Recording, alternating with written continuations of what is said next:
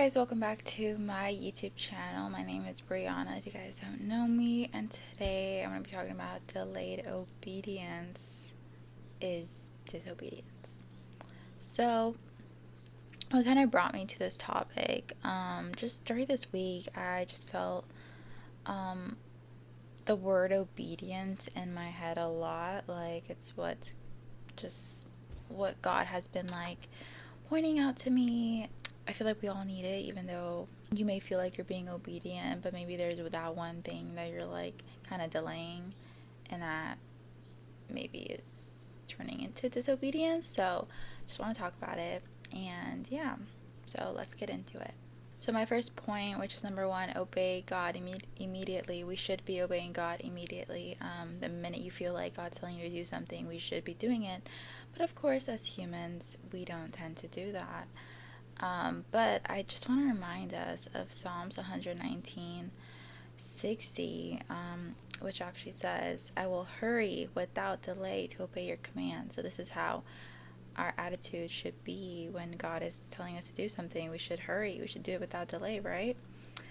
And if we delay our obedience, we are basically saying that God's word is like secondary to like all of our personal excuses. We're saying that his will is secondary, that it's secondary in importance in our life when we are delaying obedience.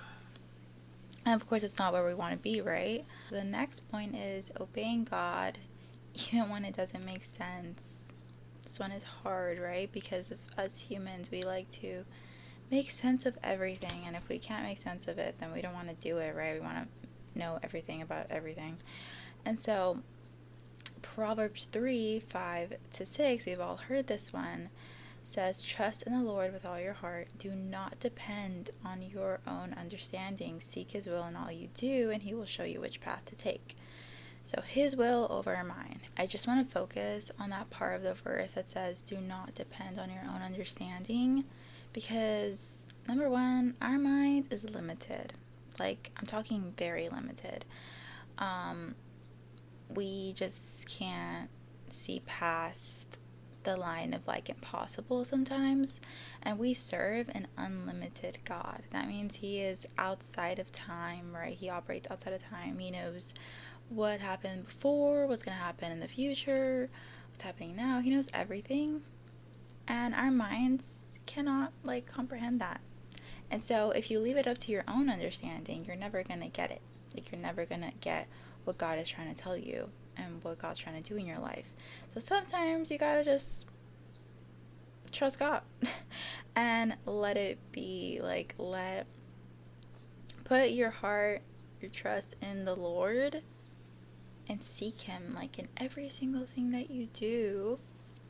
And eventually he will show you which path to take. And sometimes those paths are like, you don't understand why he's telling you to take that path, right? Because we're not going to understand.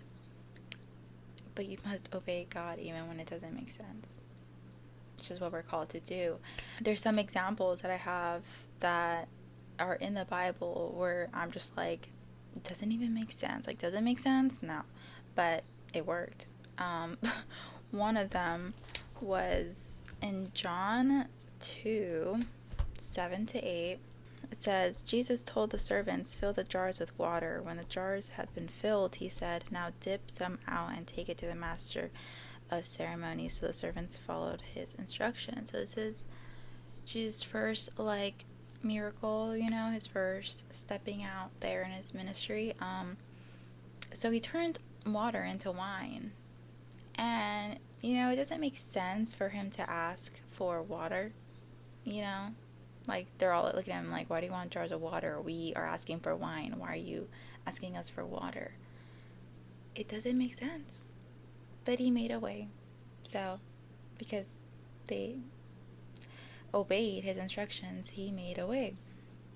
Again, in John 9:6-7, it says, and he spit on the ground, made mud with the saliva, and spread the mud over the blind man's eyes. He told him, go wash yourself in the pool of Siloam. Siloam means sent. So the man went and washed and came back seeing. So this is when the Lord healed a blind man's eyes. And in your mind, you're like, why is he spitting into the dirt, the saliva, and making mud and putting it over his eyes? Like, that doesn't make sense, right? But it worked. Like, it worked because the man was obedient. He went and like washed it off. He believed that he could be saved by Jesus, and he was. And last but not least, another example I have is in Matthew 18:21-22. It says, "Then Peter came to him and asked, 'Lord, how often should I forgive someone who sins against me? 7 times?' 'No, not 7 times,' Jesus replied, 'but 70 times 7. It doesn't make sense, right, to forgive those who have hurt you or mistreated you, but Jesus calls us to do this. Why? Because, like, he doesn't want us to carry around that burden of not forgiving someone. Like, it's painful, honestly. Like, you cause yourself more pain by not forgiving someone and, like, leaving it up to God. You cause yourself more pain and more, like, problems, honestly. And so it doesn't make sense, but the Lord tells us, no, not 7 times, but 70 times 7, which is like, and it does not mean like after that like amount that you can not forgive someone. No, it's just saying that you always have to forgive someone, and it doesn't make sense, right? It does not make sense, but that's why we do not depend on our own understanding, and we obey God even when it doesn't make sense. That is what He's calling us to do. So I wanted to talk about to obey God immediately and obey God even when it doesn't make sense. But yeah, guys, I hope you guys enjoyed this video. If you did, please give it a like, comment, and subscribe for more. And comment any like questions you have about anything in the Bible. I will try my best to answer them. Yeah, guys, thank you guys so much, and I'll see you in the next video. God bless.